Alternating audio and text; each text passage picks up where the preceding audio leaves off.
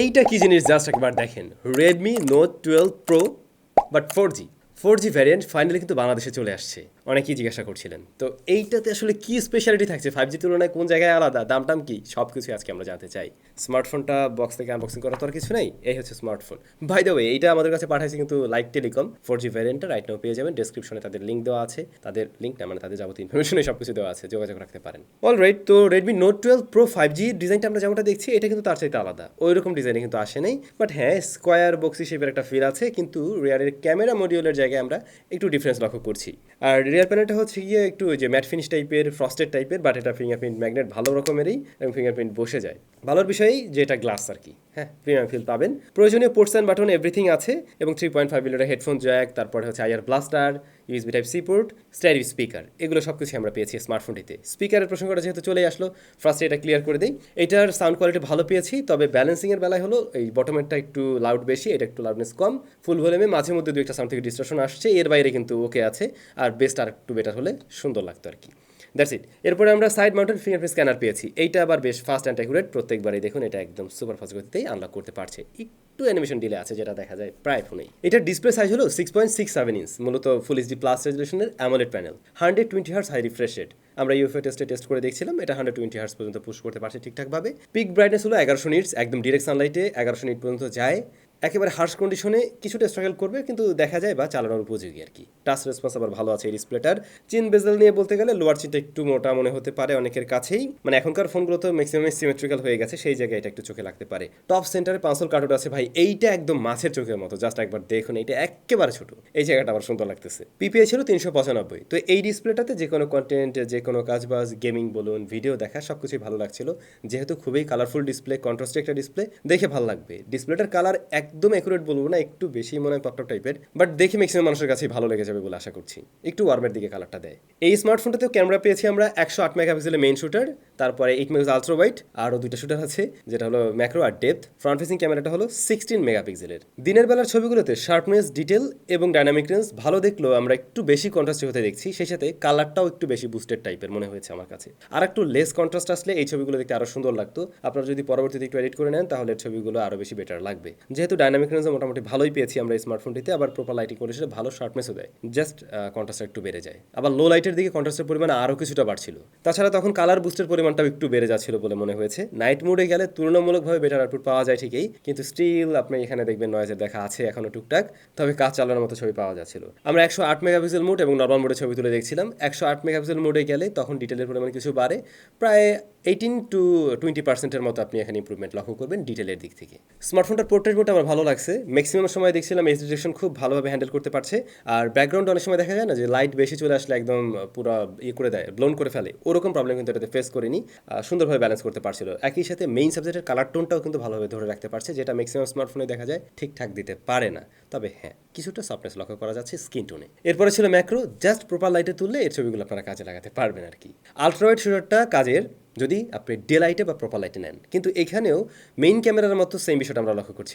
ওই যে কন্ট্রাস্টের পরিমাণটা এখানেও আমরা বেশি দেখছি, একই সাথে কালার টোনটাও যেন একটু বাড়িয়ে দিচ্ছে আর কি। তবে এখানেও ডাইনামিক রেঞ্জটা ভালো পাওয়া গেছে, কিন্তু একইভাবে আমরা লো লাইটে দেখছিলাম কন্ট্রাস্টের পরিমাণ বেড়ে যাচ্ছিল এবং ডিটেলের পরিমাণও হারাতে থাকে আর কি। বাট প্রপার লাইটে নিলে আপনারা কাজে লাগাতে পারবেন আলট্রাওয়াইডের ছবিগুলো।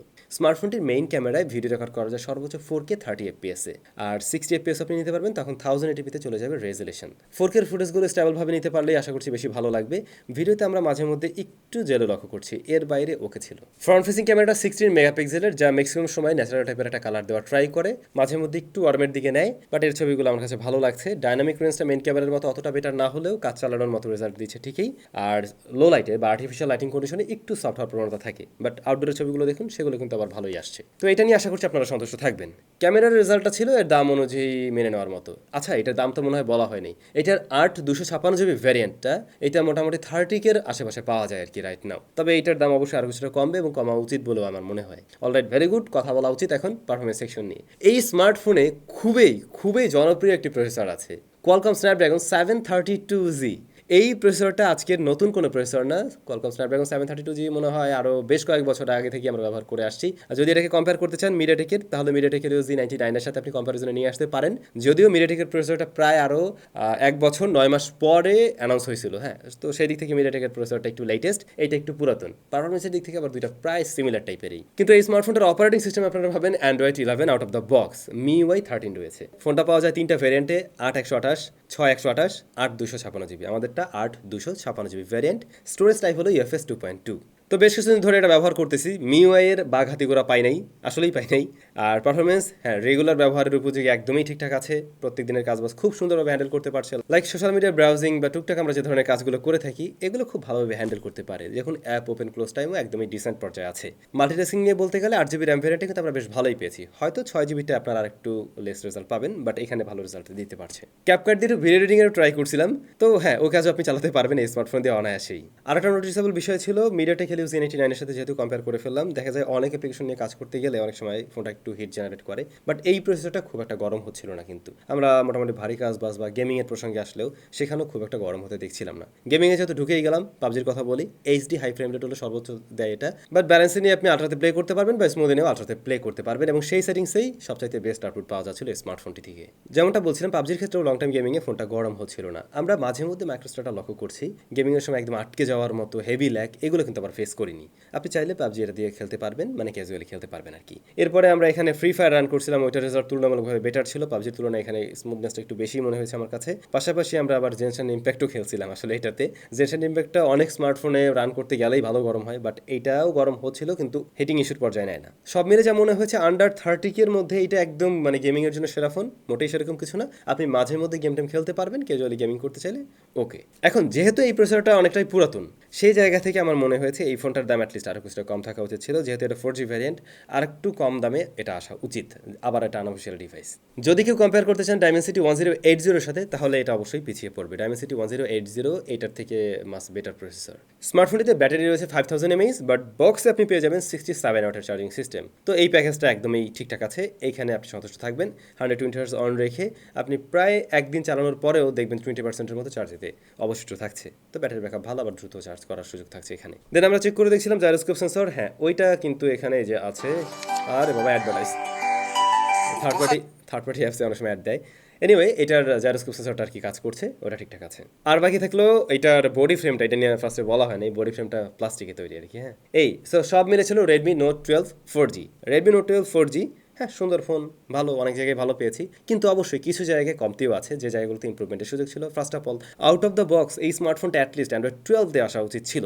যেহেতু অ্যান্ড্রয়েড একটু পিছনের দিকে দিছে, আবার প্রসেসরটাও আমরা একটু পুরাতন পাচ্ছি, সুতরাং দামটা কম থাকলে আর এই সমস্ত বিষয় নিয়ে আমি ক্যান্সেল করতাম না। বাট দামটা আমার কাছে একটু বেশি মনে হইতেছে এরকম জায়গা থেকে। আমি আশা করবো আনঅফিসিয়াল মার্কেটে এর দামটা কমবে, এবং কমলে একটা দারুণ প্যাকেজ হবে। তো আপনাদের কাছে কেমন লাগছে মাস্ট কমেন্ট করে জানাবেন। সবাই ভালো থাকবেন, আপনাদের সাথে নিশ্চয়ই আবারও দেখা হচ্ছে ব্র্যান্ড নিউ কোনো ভিডিওতে।